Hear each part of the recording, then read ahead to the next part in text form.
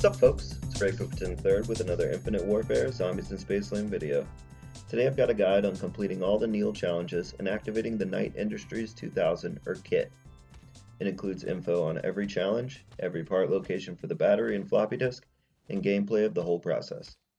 When KITT is activated, HOFF follows you around like the Civil Protector, firing his weapon and picking you up if you go down. This can be great for a lot of situations.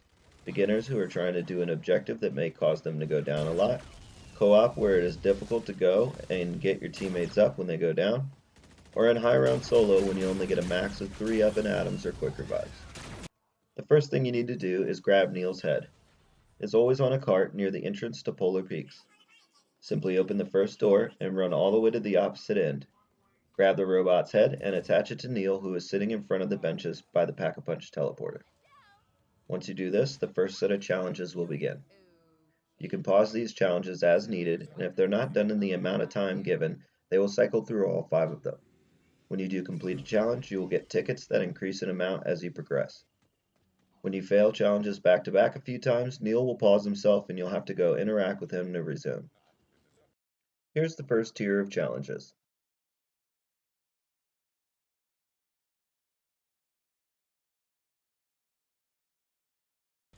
Pretty self-explanatory, either get this done early or grab Slappy Taffy. This will make your melee a one-hit kill until scene 15. This can be done with collaterals or lethal grenades. It can be done easily during a set econ defend.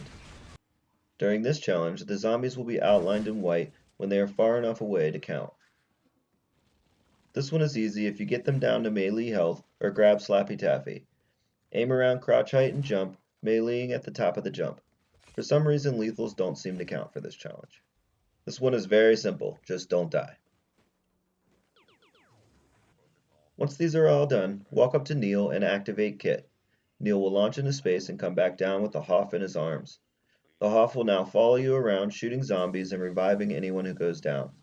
After a few minutes, the HOFF will go back to N3IL and blast back off into space.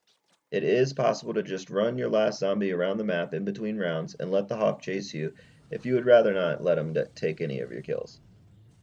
Now if you go up to N3IL, he will be stationary and it will prompt you for the battery. Pro tip: the main Easter egg can be easier when N3IL is stationary, as long as he is not in an awkward place. You may want to finish the egg before continuing with the N3IL process. A detailed guide for the main egg will come up on screen now if you need help with that. There are 6 locations for the battery to spawn. The first location I will show you is in the Kepler system. It is laying on top of a yellow cart in front of the chromosphere. The second location is also in Kepler. It can be found on top of the trash can above the bomb stoppers fountain. The last location in Kepler is on a bench in front of the Cosmic DJ right before the croc. The next 3 locations are in Polar Peaks. The first one is on the trash can right as you get to the top of the first incline next to the r.o.b.b. The second spot it can be is in Polar Peaks on the gift shop counter. And the final spot it will spawn is in the shoe cubbies in front of the roller coaster. Once you find the battery, interact to pick it up and take it back to N3IL at the main hub of the map. Once you insert the battery into the robot, another set of challenges will begin with larger ticket rewards. The next 2 tiers of challenges are a bit different, as there is an extra challenge in each that is co-op only. So for co-op you have 6 different challenges you can get as opposed to the standard 5 in solo. Here's the second tier of challenges. This is the co-op challenge for the battery and is character defend challenge. Just make sure the specified player doesn't go down. Hide and seek and zombie magnet can be useful if one player is new to the game. Pretty self-explanatory, if you get hit before you kill the specified amount, you will fail this challenge. This one is also fairly basic. The gas grenades and the face melter and 4th of July wonder weapons can help with this challenge. You will need to put up a specific number of boards. This one is obviously best done at the end of a round, and quickies or speed cola can be super useful since it allows you to put up the boards way faster. This one is just like the first distance challenge, but when they are close enough instead of far enough. Again, zombies in range will be outlined in white.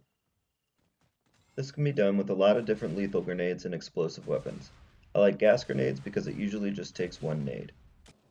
Once they are all done, you will need to go activate KITT again and summon the HOFF. Once he has done his thing and taken all your points by killing your horde, It will go back to Neil and return to space. Neil will return to Spaceland and will prompt you to find the floppy disk. This part is easy because every spawn for it is in the basement.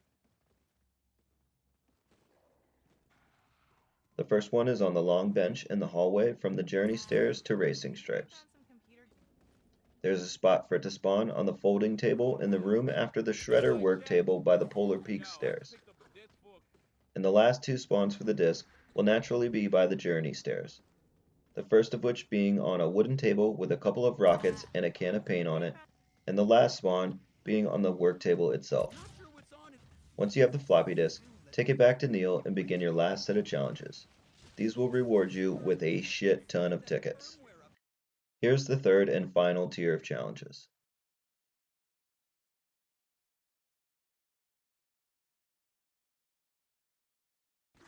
Look in the sky and you'll see a yellow light sort of like the box light.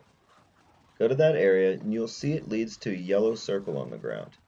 Get the required amount of kills from inside the circle to complete this challenge.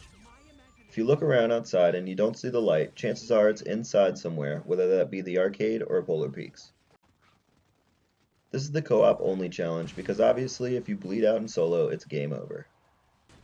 This one is straightforward but can be tricky sometimes. I've gotten it with gas grenades, the shredder, the baby's breath, and even just shooting the arms off with bullets. This one is easy and made even more so by the fact that when one hits you, it's highlighted in white. This can be a bit tricky depending on your weapons. Use a weapon like the shredder or other weapon with little to no splash damage and run your zombies around until you can get a clear shot on the outlined zombies. Another self-explanatory challenge. Wonder weapons will help with this as they give you headshots for any kill. Once this last tier of challenges is done, you'll need to activate KITT one last time. Once he's done his thing, the HOFF will be available to summon for 5,000 bucks.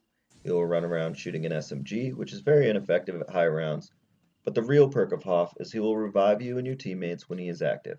This can go into a great high round strategy in solo since it can get you the huge perk of being able to go down more than 4 times. And that's all there is to it. Best of luck. I hope you demolish your high round leaderboards. Thanks for watching. Subscribe for more. Likes are appreciated. Peace!